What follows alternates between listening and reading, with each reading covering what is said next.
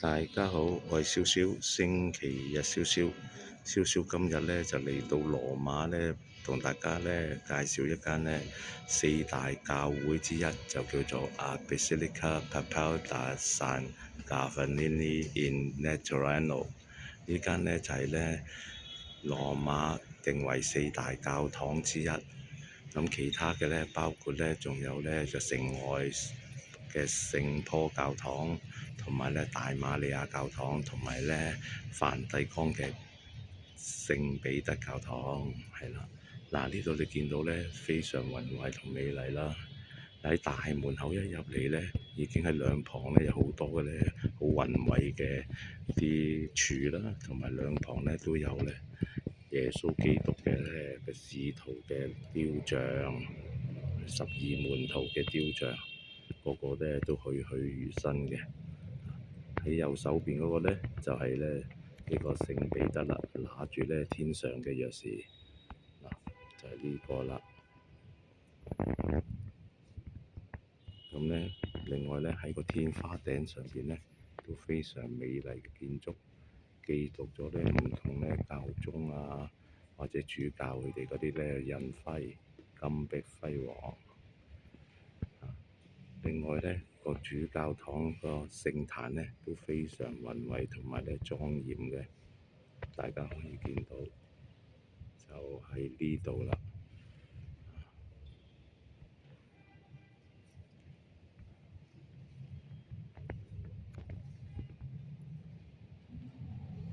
少少咧，今次嚟到羅馬咧都好高興，四大教堂咧我都嚟咗3個啦，喺裏邊咧都有咧唔同嘅感受。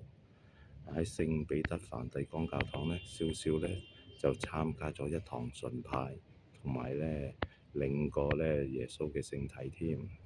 而喺大馬利亞教堂咧，佢最主要咧就係話咧顯示一個神跡喺高嘅地方，當時咧係夏天嘅時候咧，佢喺嗰度咧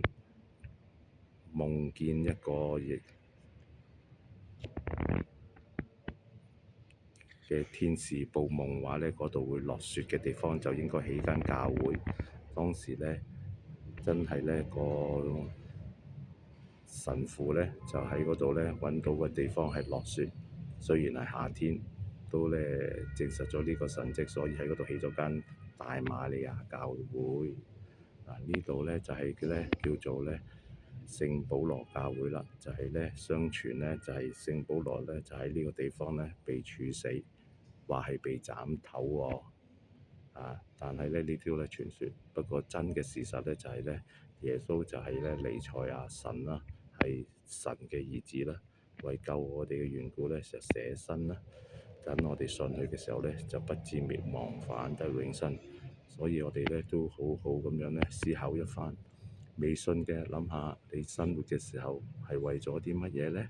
信咗嘅時候，我哋點樣先能夠為神、為耶穌咧嚟喺地上作工，同埋咧榮神益人咧？呢啲咧都係咧值得去思考，同埋咧少少今次咧嚟羅馬咧遊歷嘅一個咧感受。好啦，少少咧就同大家分享到呢度啦，都祝大家心裏平安，身體健康。如果大家鍾意咧，就 like 啦、subscribe 啦、share 啦同 comment 啦，有機會再同大家分享啦。祝大家心裏平安，身體健康，拜拜。